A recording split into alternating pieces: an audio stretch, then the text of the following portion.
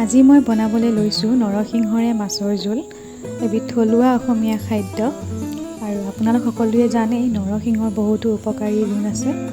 ই বহু গুণৰ অধিকাৰী হয়, পেটৰ কাৰণেও খুবেই ভাল।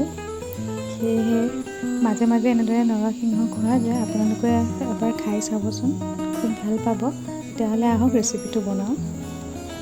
এতিয়া ইয়াৰ বাবে মই নৰসিংহৰ পাত কেইটামান লৈছোঁ, নহৰু লৈছোঁ, জলকীয়া আৰু পিঁয়াজ এটা এনেদৰে কাটি লৈছোঁ। আদা মোৰ শেষ হৈ গ'ল, সেইকাৰণে আদা দিবলৈ নহ'ল। হঠাতে বনোৱা হ'ল যিহেতু, আপোনালোকে আদা দি দিব। এতিয়া এই গোটেইখিনি মই মিক্সিত এটা পেষ্ট বনাই ল'ম।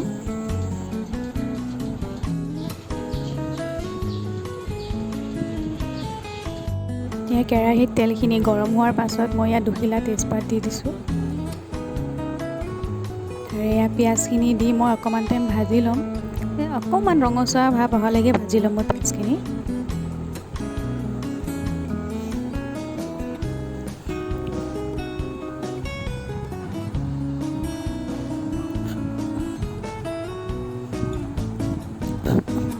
পিঁয়াজখিনি ভজা প্ৰায় হৈ গ'ল। এতিয়া মই আলু কেইটামান দুটা বইল কৰি লৈছিলোঁ।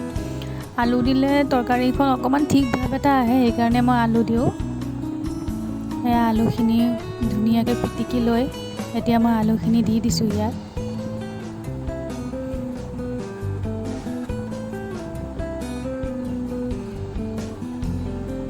এতিয়া এনেদৰে মই আলুখিনি প্ৰায় 5 মিনিটমান ভাজি ল'ম।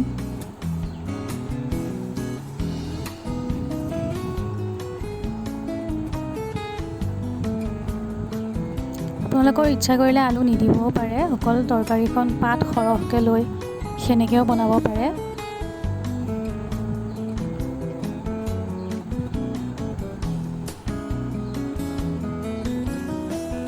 এতিয়া ইয়াত মই নৰসিংহৰ পেষ্টখিনি দি দিম।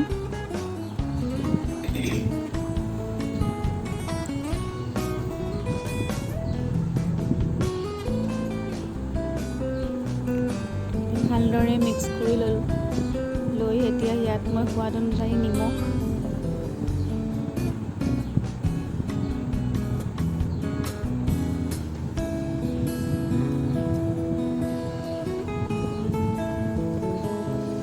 ধনিয়া গুড়ি সৰু চামুচেৰে এচামুচ, জিৰা গুড়ি সৰু চামুচেৰে এচামুচ,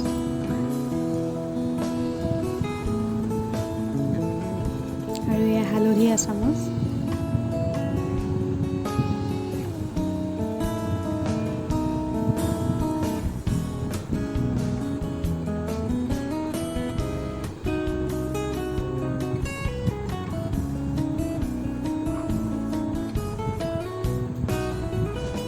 গোটেইখিনি ভালদৰে মিক্স কৰি লৈ অকণমান সাধাৰণভাৱে পানী দিম, দি 5 মিনিটমান এনেকৈ ঢাকি থ'ম।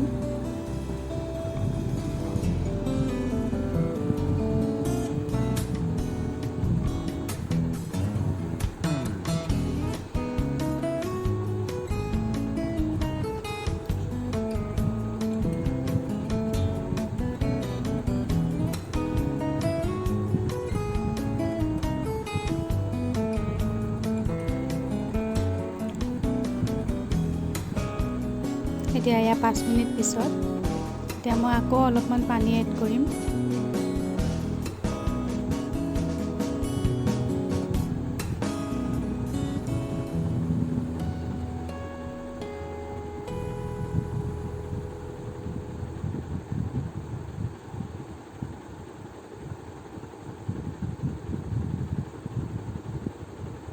এতিয়া এইখিনি ভালদৰে উতল আহিবলৈ দিম।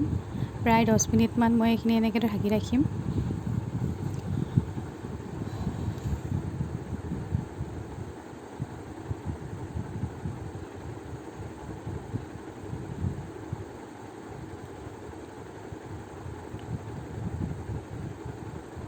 এয়া দেখিছে উতল আহিছে। এতিয়া মই ইয়াত মাছখিনি দি দিম।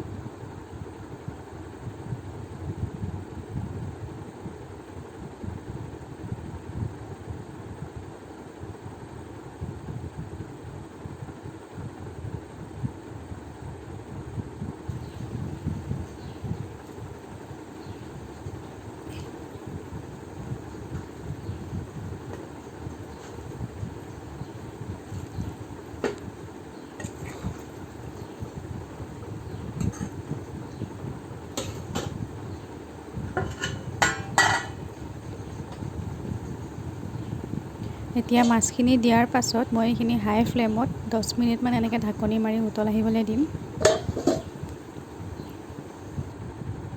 এয়া 10 মিনিট পাছত মই জলকীয়া লাষ্টত এড কৰিছোঁ।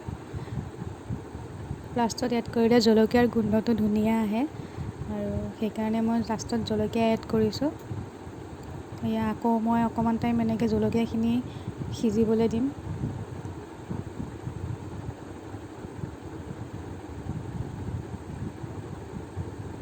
এয়া মোৰ নৰসিংহৰ তৰকাৰী ৰেডি হৈ গ'ল। আপোনালোকেও এনেদৰে খায়নে? যদি খায় প্লিজ মোক কমেণ্ট কৰি জনাব আৰু মোৰ চেনেলটো লাইক, কমেণ্ট, শ্বেয়াৰ আৰু ছাবস্ক্ৰাইব কৰিবলৈ নাপাহৰিব।